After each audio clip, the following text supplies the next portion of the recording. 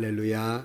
오늘 아침도 주의 은혜가 우리 가운데 충만하시기를 주의 이름으로 축복합니다.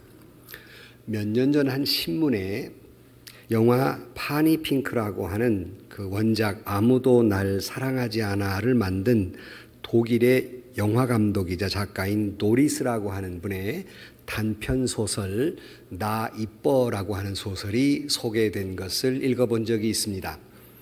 이 소설의 주인공은 중년 루시라고 하는 여성인데요. 이 여성이 한 번은 남편과 딸과 함께 이 휴가를 바다로 갔는데요.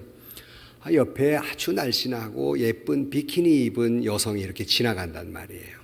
그러니까 이 루시라고 하는 여성이 자기 남편과 딸에게 물었습니다. 솔직히 말해봐. 누가 더 이뻐? 저 여자가 이뻐? 내가 이뻐? 내가 당신이 뭐라고 해도 나 아무 상처받을 일이 없으니까 솔직히 말해봐. 정말 궁금해서 묻는 거야? 하고 물었습니다. 남성 여러분, 아내가 그렇게 묻고들랑 물어볼 것도 없어요. 저 여자도 이쁘지만 당신이 더 이뻐 그래야 그날이 조용합니다.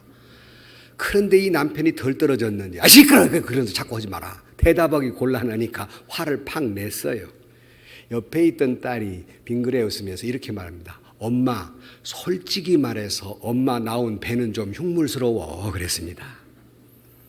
이 작가가 나 이뻐라고 하는 제목과 이 주제의 말은 정말로 그 비키니 입은 여자가 이쁜가 내가 이쁜가를 질문하고 있는 것이 아니라 나 이뻐라고 하는 말 속에는 내 인생 이뻐라고 하는 질문을 하고자 한 겁니다. 내가 잘 살아왔나? 내 인생 이뻐? 나 이뻐라고 하는 거예요. 이목구비의 문제가 아니에요.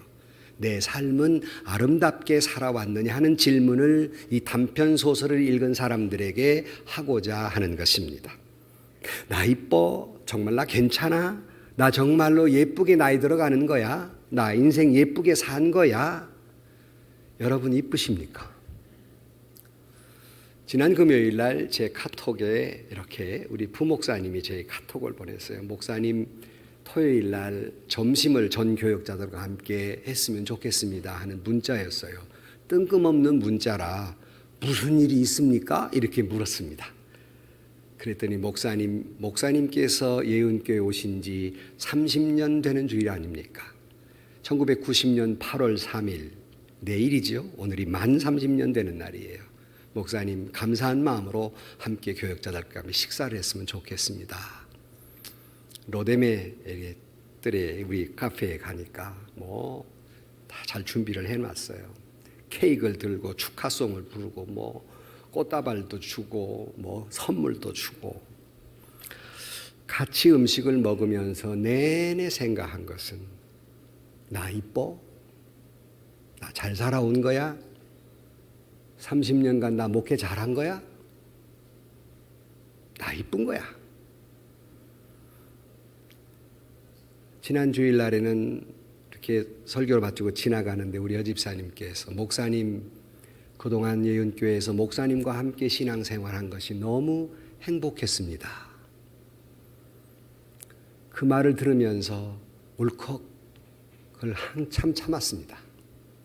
나 괜찮은 거야 저런 소리 들어도? 나 이쁜 거야? 나 목회 괜찮게 해온 거야? 여러분 인생은 괜찮으십니까? 여러분 이쁘십니까? 대답을 할 수 있어야 됩니다. 최근 미국 시사 월간지 애틀랜틱 먼슬리라고 하는데 소개된 연구에 의하면 성공으로 이끄는 노후의 열쇠가 무슨 지식이나 무슨 권력이나 무슨 물질의 다소가 아니라 47세까지 그가 어떤 인간관계, 그가 형성된 인간관계에 있다. 이렇게 이야기하고 있습니다. 이 연구를 주도한 하버드 의대 정신과 조지 베일런트라고 하는 교수는 이렇게 말합니다. 삶에서 가장 중요한 것은 인간관계이며 결국 행복은 사랑이다. 이렇게 반세기에 넘친 연구를 하면서 결국 인생의 행복은 지식의 수준도 아니고 성적 순이 아니고 물질의 순이 아니라 사랑했느냐에 달려있다 하는 결론이에요. 정말 내가 이쁜 인생, 아름다운 인생, 성공적인 인생, 행복한 인생을 살려면 사랑했느냐 합니다. 아니, 여러분 성공적인 신앙생활을 하려면 사랑했느냐입니다. 하나님 나라 갈 때 주님께서 우리에게 주시는 질문 가운데 하나가 얼마나 많이 배웠나, 얼마나 많이 가졌나, 얼마나 높이 올라갔나가 아니라 너는 예수의 이름으로 사랑했나 하는 거예요. 그것이 바로 메타입니다. 나 이뻐라고 하는 잠은 내 인생 이쁜 거야.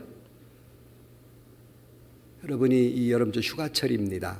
뭐 어디 나가지도 못하고 다 방콕들 많이 하시는데 우리는 하나님의 말씀을 가까이 하시면서 하나님 앞에서 나 이뻐? 나 인생 잘 살아온 거야? 나 신앙생활 잘한 거야? 이만하면 괜찮은 거야? 하는 질문을 하고 묵상하면 의미 있는 계절이 되리라고 생각합니다. 결국 사랑이라고 말씀하는데 우리는 지금 고린도전서 13장에 있는 사랑에 대해서 말씀을 나누고 있습니다. 이 사랑장에는 사랑이라는 정의를 15가지를 하고 있는데요. 이 15가지인데 7가지는 긍정적인 이야기를 하고 있고 8가지는 부정적인 이야기를 하고 있습니다. 뭐뭐 하라 긍정적이고 뭐는 하지 말아라는 부정적인 얘기인데 지난 시간까지는 사랑은 오래 참고 사랑은 온유하며 오래 참으라 온유한 삶을 살아라 하는 말이었고요. 오늘은 부정적인 의미로 사랑은 이거 하면 안 된다 하는 의미로 사랑은 시기하지 아니하며 그랬어요. 사랑하려면 시기해서는 안 된다 하는 말씀이에요. 오늘 아침 이 말씀 속에서 저와 여러분에게 들려주신 하나님의 음성을 듣는 소중한 시간이 되시기를 주의 이름으로 축원합니다. 시기심이라는 게 뭘까? 첫 번째 영어로는 envy라는 말인데 옥스퍼드 대학 그 영어 사전에 보면 이 envy라고 하는 단어를 다음과 같이 정의하고 있습니다. 시기심이란 행복, 성공, 명성 등 가치 있는 것을 누리고 있는 사람의 우월함에 대하여 내가 불쾌하게 느끼는 것, 그래서 악의와 저의를 갖는 것, 이게 시기심이다. 이렇게 정의하고 있습니다. 그러니까 상대방은 가지고 있고 나는 가지지 못했다고 하는 생각이 악의를 품게 돼, 저의를 품게 돼버려요. 이게 시기심이라는 거예요. 이걸 보고 우리는 상대적 결핍감, 상대적 박탈감이에요. 나는 없는데 그만 있는 거예요. 그러니까 왜 저 사람은 행복한데 나는 불행할까? 왜 저 사람은 유명해졌는데 나는 불행할까? 유명하지 않을까? 왜 저 사람은 저렇게 성공해 나는 실패할까? 왜 저 사람은 남들 앞에 존경받고 대접을 받 나는 왜 그렇지 못할까? 이렇게 생각을 자꾸 하다 보니까 감정이 나쁜 거예요. 배가 아픈 거예요. 우리나라 말에 사촌 논산다 하는 생각이에요. 여기서부터 오는 게 바로 이 시기심이라는 겁니다. 그래서 예일대학 교수인 살로비 교수가 주장에 의하면 그 미국 범죄하는 것 중에서 20%가 이 시기심으로 인한 일이고 부부가 이혼을 하는데 이혼하는 이유 가운데 30%가 바로 이 시기심 때문에 일어나는 일이라는 겁니다. 그러니까 이 시기심은 어찌 보면 그냥 해도 되고 안 하면 안 되는 정도가 아니라 이건 범죄입니다. 신앙적으로 이 시기심은 죄라는 말이에요. 질투를 갖는 것, 이건 죄예요. 근데 정말 재미있는 건 이 시기심이 나하고 관계없는 사람하고는 시기심이 안 일어나요. 여러분, 이 시기심이 나하고 관계없는 사람에 대한 감정입니까? 나하고 아주 가까운 사람에 대한 감정입니까? 안 해보셔서 모르지. 근데 가까운 사람하고 해요. 나하고 관계없는 사람한테 시기심을 느낄 필요가 없지요. 이유도 없고요. 의외로 나하고 가까운 사람, 아까 부부간에도 그렇고 가정에서 그 부모 형제 그렇고 교회 안 성도들도 그렇고 가까운 사람하고 일어나는 관계, 마음이 시기심이에요. 참 재미있는 거죠. 아니, 재미있다면 고약한 거예요. 이 말은 곧 열등의식을 사로잡히면 불꽃처럼 사나워집니다. 질투감에 몸서리를 쳐요. 제가 많이 읽은 에릭 에릭슨이라고 하는 심리학자의 글에 보면 시기의 근본 원인은 열등의식이다. 그런 정의를 해놓고 있습니다. 그러니까 인간의 마음에 나쁜 감정들이 있는데요. 분리, 소외, 공포, 분노, 적의, 상심, 시기, 질투, 원망, 허황된 지배욕, 자기 학대, 좌절, 망상, 이런 나쁜 감정들이 몽땅 어디서부터 오느냐? 극복되지 못한 열등감, 다시 말하면 시기심 때문에 오는 것들이다 하는 거예요. 이 열등감이 저변에 깔려서 나오는 감정이에요. 왜 시기합니까? 그는 하는데 나는 그럴 수 없는 것이기 때문에 시기하는 거예요. 나도 모르게 그게 일어나는 거예요. 내가만 할 수 있다면, 저 사람처럼 할 수 있다면 뭐 때문에 내가 질투하겠습니까? 시기하겠습니까? 나는 안 되는데 저 사람은 되거든요. 저 사람은 내가 거기까지 미치지 못하거든요. 결국 열등의식의 문제입니다. 우리가 세상을 살다 보면 여러 계층의 사람을 만나고 여러 계층의 사람과 인간관계를 맺고 사는데요. 가장 고약한 사람이 있어요. 그게 뭐냐면 시기심을 가지고 있는 사람이에요. 이 사람은 참 고약해요. 관계를 맺기가. 이런 사람하고의 관계는 이래도 그 사람이 문제고 저래도 그 사람이 문제시하는 거예요. 어떻게 해볼 방법이 없어요. 그러나 좋은 사람이라고 하는 것은 이 열등감 약 95%가 가지고 있다니까 거의 모든 인간은 가지고 있는 감정이에요.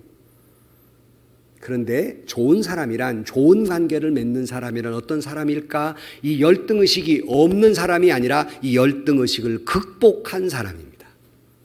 다 있는 거니까, 누구나 다 감정이 있는 거니까.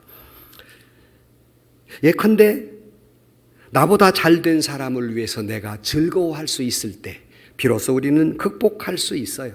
그가 다른 사람이 기쁜 일이 있을 때, 정말 함께 사심 없이 기뻐해 줄 수 있을 때, 좀 더 구체적으로 말하면 내 집 딸은 문제가 많은데 친구 딸은 좋은 집에 시집갈 때 진정으로 축복해 줄 수 있어야, 이게 열등감, 시기심에 극복한 것이고, 내 자식은 삼류대학도 떨어졌는데 형님의 자식은 서울대학 붙었을 때 진심으로 축복해 줄 수 있을 때, 이게 열등감에서 이게 해방되는 거예요.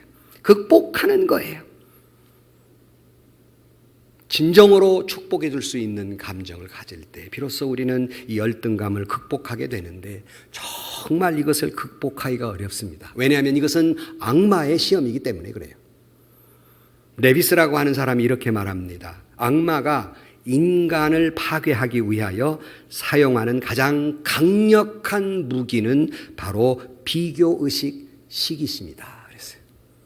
그러므로 여러분, 저와 여러분에게 있는 이 시기심, 비교의식은 성령이 주시는 감정이 아니에요.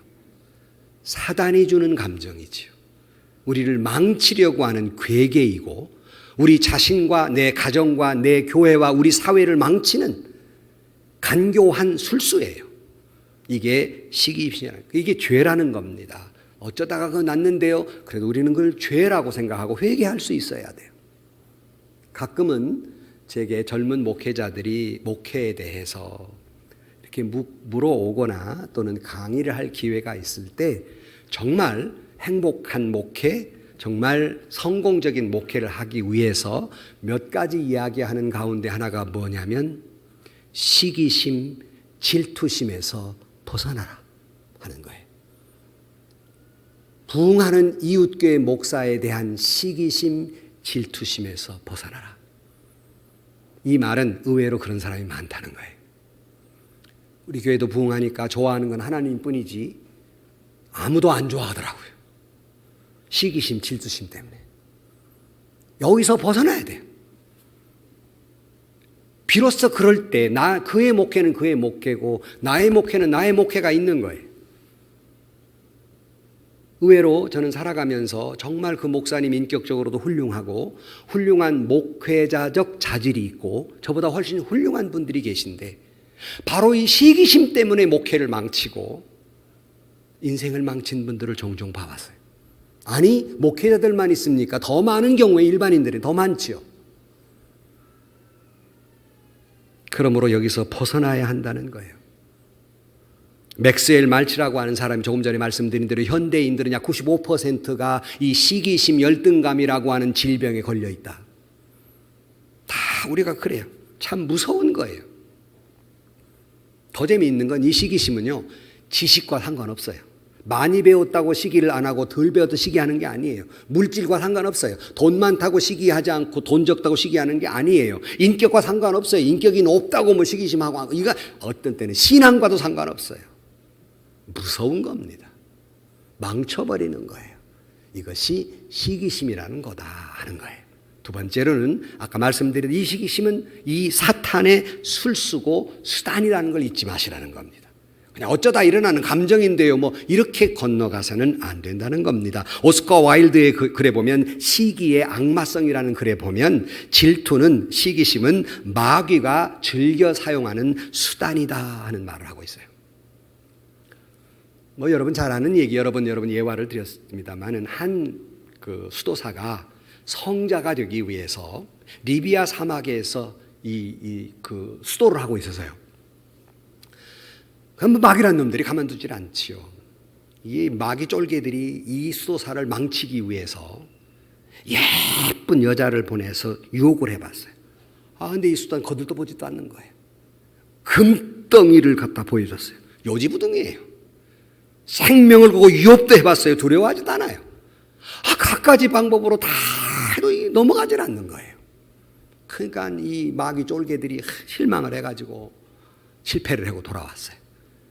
그러니까 이 마귀 대장이 너희들 그것도 못하냐? 이봐! 내가 한번 해볼게. 그러더니 이 수도사 곁에 가가지고 귀에다 대고 뭐라고 몇 마디 하니까 낙꽃이 확 변해버렸어요. 성공한 거예요. 그간 이 쫄개들이 쫄랑쫄랑 가서 대장님 뭐라고 했길래 저렇게 금방 성공할 수 있었습니까? 뭐 별말 안 했다. 네 동생이 알렉산드리아 대주교가 됐단다. 그랬더니 확 변해버렸다. 형제가 잘 돼도 질투하는 거예요. 형제끼리도 시기하는 거예요. 이것을 버릴 때, 열등의식, 시기, 질투의 감정을 버릴 때 행복할 수 있고 성공할 수 있고 사랑할 수 있기에 사랑은 시기하지 않는 거다, 이렇게 말씀하고 있습니다. 우리 마음속에 시기심이 나면 마치 터져나오는 화산같이 터져나와서 인사불성이 되고 인격을 잃어버리고 신앙을 잃어버리고 자기도 죽고 상대방도 죽고, 아니 제3자까지 공동체마저도 망쳐버리는 것이 바로 이 시기심이에요. 명심하십시오. 내게 일어난 시기심은 나도 망치고 그도 망치고 세상을 망치는 거예요. 그래서 마귀의 최고의 수단이라는 드리는 말씀은 증명을 대드리면, 여러분 인간이 아담과 하와 이후에 최초의 전쟁, 바로 그 시기심 때문에 일어나요.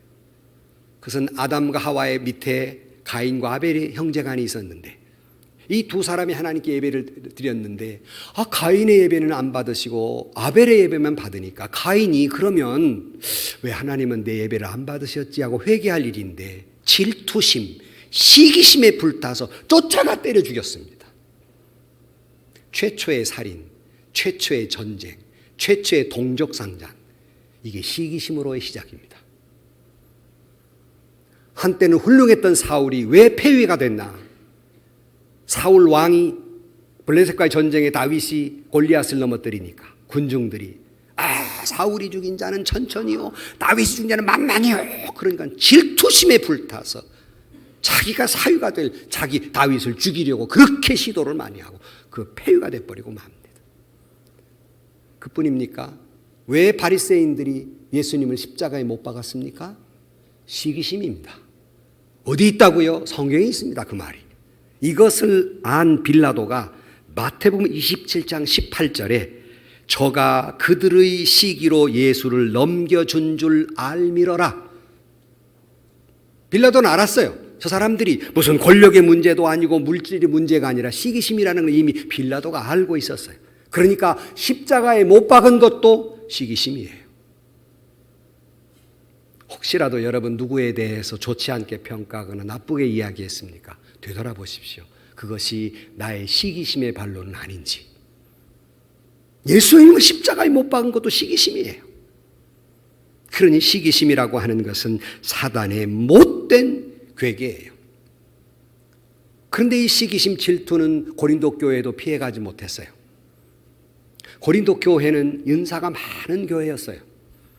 훌륭한 교회였습니다. 그러나 공동체에 문제가 생겨요. 이 시기심이에요.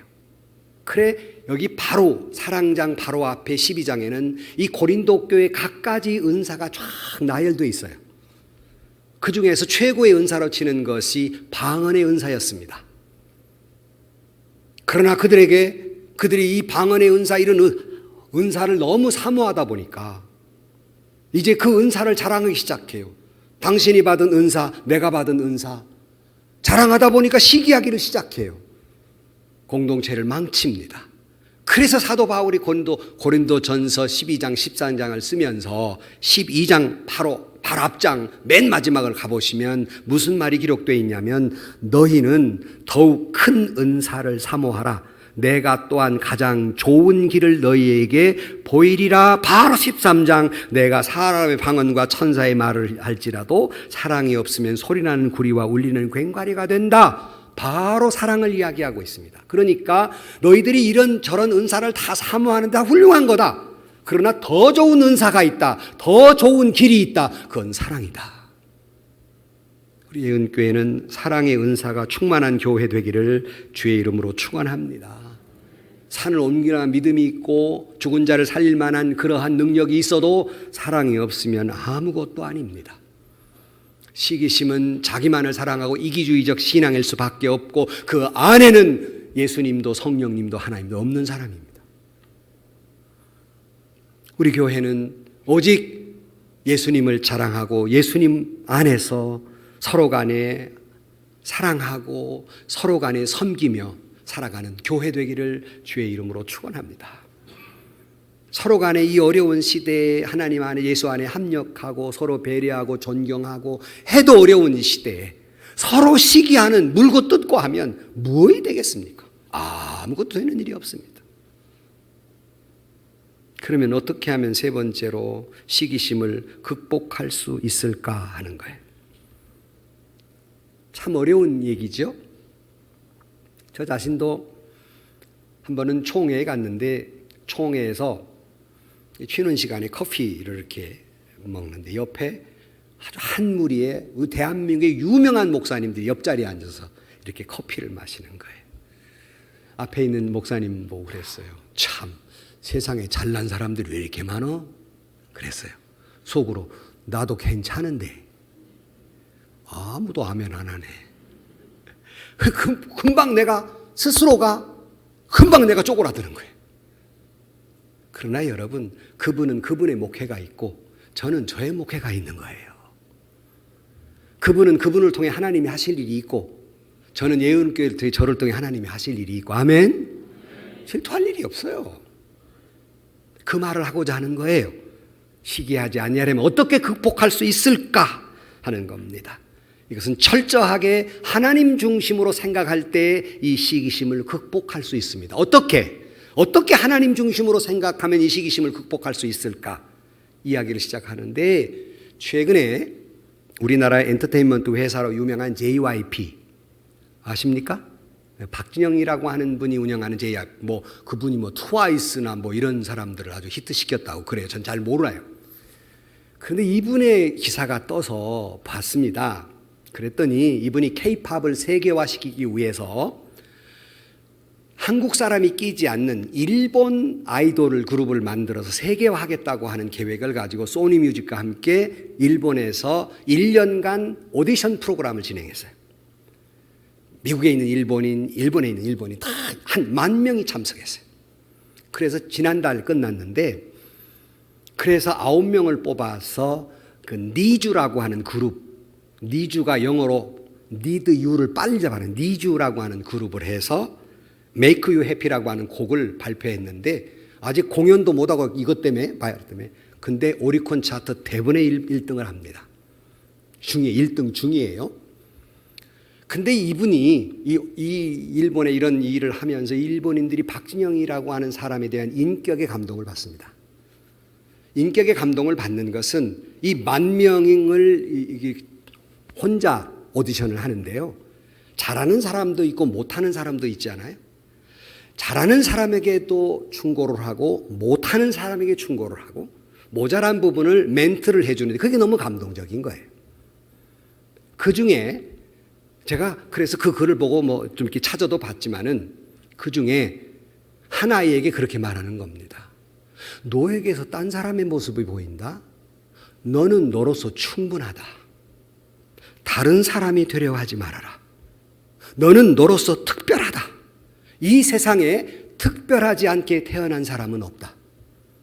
그러므로 너의 특별함을 너를 나에게 보여주어라. 이런 말이었습니다.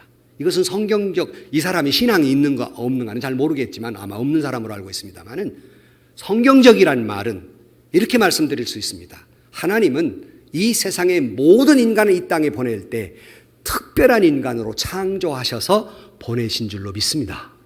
60억 인구면 60억 모든 사람 한 사람이 특별한 존재로 태어나게 하셨고 그러지 않은 인생은 하나도 없다는 거예요. 믿으면 아멘. 창조하신 거예요.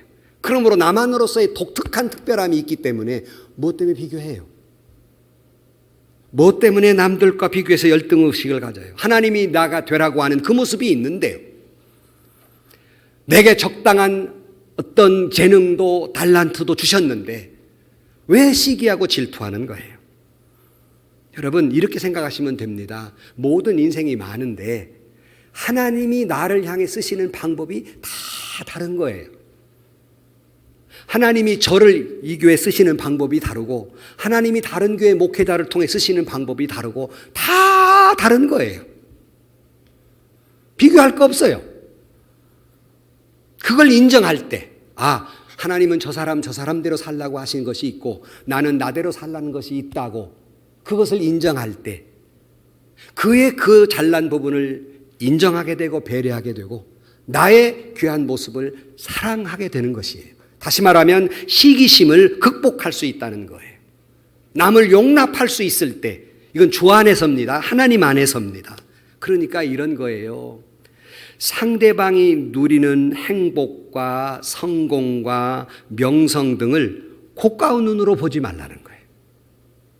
그 성공이, 그 명성이, 그 존경이 그만한 이유가 있다는 겁니다. 하나님이 그만한 이유가 있어요. 그냥 그대로 용납하는 거예요. 그는 그예요.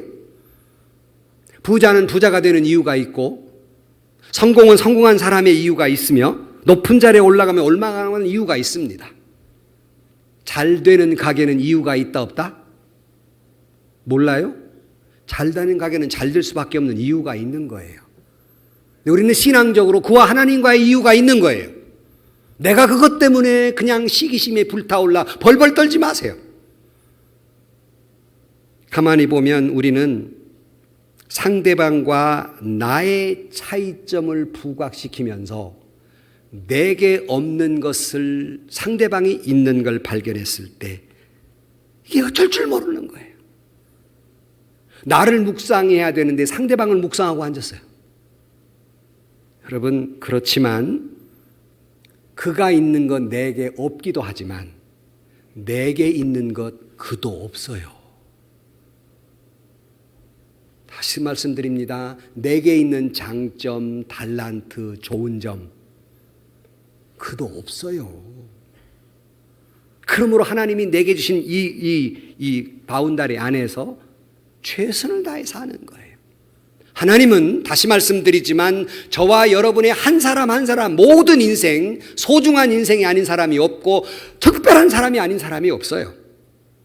그래서 주님은 성경에 말하기는 한 사람 한 사람을 우리를 다 놓고 말하는 게 아닙니다. 여러분 한 사람 한 사람을 온 천하를 주고도 바꿀 수 없는 소중한 사람이다. 아멘. 아멘이에요.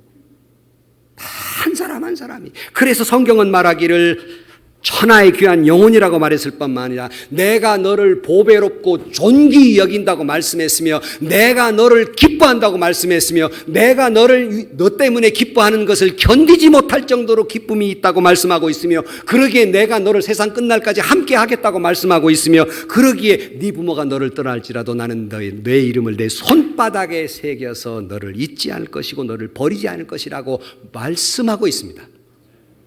그것이 우리를 얘기하는 게 아니라 여러분 한 사람 한 사람을 세상은 나를 비루하다고, 세상은 나를 실력 없다고, 돈 없다고, 배운 거 없다고 무시할 줄 모르나 하나님과의 나와의 관계 속에서는 적어도 하나님은 나를 이 세상에 누구와 바꿀 수 없는 소중한 존재예요. 여러분의 자녀를 그렇게 생각하는 것처럼 말입니다. 누가 바꿔요? 못 바꿔요. 그러므로 여러분 결국 하나님이 되라 한 내가 되면 되는 거예요. 없는 건 묵상하지 말고 하나님이 나에만 주신 것에 대해서 깊이 생각하고, 여러분 질투라는 건 결국 내가 가지지 못한 것, 남이 가지고 있는 것에 대해 나쁜 감정을 갖고 있는 거예요. 다시 말씀드립니다. 나만이 주신 것이 있어요. 나만의 장점이 있어요. 나만의 달란트가 있어요. 그것이 부족할 수 있습니다. 나만이 가지고 있는 장점이 부족할 수도 있고 달란트가 부족할 수 있으나 내게 있는 장점, 내게 있는 달란트, 내게 있는 은사를 개발하지 않고 남의 있는 것만 부러워하지 말고, 남이 없는 건 내게 있으니 송명희 시인이 말한 것처럼 남이 없는 건 내가 있으니 그걸 가지고 내가 최선을 다해 살아야지. 자꾸 없는 걸 묵상하니까 내 인생이 비참해지지요. 시기심에 절절절 떨지요. 인생 망치는 거예요. 스스로를 파괴시킵니다. 이 세상에 똑같은 인간은 아무도 없습니다. 그래서 여러분 가끔 이야기 속에 유니크하다라는 말을 들어요. 영어로 유니크하라는 말은 특별하다 하는 뜻이에요. 하나님은 여러분 한 사람 한 사람을 유니크한 존재로 창조하신 줄로 믿습니다. 특별한 사람들이에요. 여러분 한 사람 한 사람들이. 그러므로 우리는 없는 것 때문에 마음 상해하지 말고 나만이 가진 장점을 잘 개발하고, 그럴 때 남이 가지고 있는 것을 축하해주고 축복해 줄 수 있고, 남이 낳은 점을 축복해 줄 수 있고 나의 낳은 점을 잘 가지고 성실하게 살면 그것이 아름다운 인생이 되는 겁니다. 비교하는 순간 불행해지는 거예요. 사랑할 수 없는 인간이 되고 버리고 맙니다. 미국의 흑인들이 아주 존경하는 크게 두 인물이 있습니다. 물론 그 중에 하나는 마틴 루터 킹 목사님이시고요. 또 하나는 말콤 X라는 사람입니다. 영화가 나왔죠. 말콤 X. 감동적으로 영화를 봤는데요. 이 말콤 X라는 사람, 이 사람은 본래 백인을 굉장히 미워했습니다. 근데 재미있는 건 백인을 미워하면서도 백인이 되려고 노력을 했어요. 머리도 막 이렇게 색깔도 들여보고 막 해보고 별짓을 다 해봤어요. 불행한 인생을 살았어요. 그러다가 깨달은 게 있었습니다. 내가 백인이 될 수 없구나. 이걸 깨달았어요. 내가 결국 흑인으로 살 수밖에 없구나. 깨닫는 순간 완전히 인생이 바뀝니다. 그리고 흑인들 사회에서 영웅이 되고 흑인들의 리더십을 발휘하게 됩니다. 우리는 마틴 루터 킹 목사님의 유명한 연설 I have a dream이라고 하는 유명한 연설이 있듯이 말콤 X의 유명한 말이 있습니다. 그것은 바로 Black is beautiful이라는 말이에요. 검은 것이 아름답다. 그동안 아름답지 않은 줄로 막 해서 백인이 되려고 했는데 검은 것으로 살아야 한다는 걸 느낄 때 검은 것이 아름답구나 하는 생각을 가졌습니다. 인생이 바뀌는 거죠. 여러분 백인이 되려 하지 말고 하나님이 되라 한 여러분 자신이 되면 되는 거예요. 남이 없는 건 내가 있어요. 나만이 가진 독특한 유니크한 아름다움이 있다고요. 그것은 어느 한두 사람의 이야기가 여러분 모든 분들의 이야기입니다. 특별히 젊은 여러분 들으십시오. 하나님이 여러분에게 준 독특한 아름다움이 있어요. 남이 없는 것 때문에 인생 망치지 말고 하나님이 내게 주신 독특한 아름다움을 가지고 열심히 성실히 사는 거예요. 그 목사님들 보고 그래요. 그래가지고 몇천 명 모이는 교회를 할 수도 있고 몇십 명 모이는 교회를 할 수도 있다. 그러나 하나님이 내게 주어진 목장 안에서 열심히 살면 그것으로 성공한 인생이다. 믿으면 아멘. 그것으로 성공한 거예요. 뭐 때문에 다른 사람은 비교해서 불행하게 마음상에 살아요. 시기라는 미움이라고 하는 감옥 속에 살아요. 독특한 재능이, 독특한 인생이, 나만이 살아가는 인생이 있다는 거예요. 그것을 인정할 때 비로소 우리는 타인에 대해서 그걸 인정하게 되고요. 비로소 우리는 이 시기심이라고 하는 감옥에 벗어나서 다른 사람의 장점을 칭찬하게 되고요. 그 사람을 축복하게 되고요. 그러므로 사랑하는 사람이 되고요. 그러므로 내 인생이 행복하고 아름다운 인생을 살아갈 수가 있는 겁니다. 그러므로 시기심을 극복하는 것은 하나님과의 나와의 관계 속에서 하나님이 나만이 유니크하게, 특별하게 나를 창조하셨고 그 창조하신 그대로 열심히 최선을 다해 살아가는 저와 여러분들이 되시기를 주의 이름으로 축원합니다. 결론으로 간단히 말씀을 드리면 사랑은 시기하지 않는 겁니다. 그러니까 시기하는 사람은 사랑할 수가 없어요. 시기심에서 해방되는 것은 하나님이 나만이 독특하게 창조하신 나만의 모습으로 최선을 다해 살아감으로 말미암아 나의 아름다운 인생이 되고 사랑하는 사람이 되고 다른 사람의 아름다움에 대해 칭찬하고 축복하고 사랑할 수 있는 사랑의 사람이 되는 겁니다. 저와 여러분들의 인생이 하나님이 되라 한 그 인생, 여러분의 삶의 자리에서 열심히 살아서 행복한 사람, 성공한 인생, 사랑의 사람들이 되시기를 주의 이름으로 간절히 축원합니다. 기도하십시다.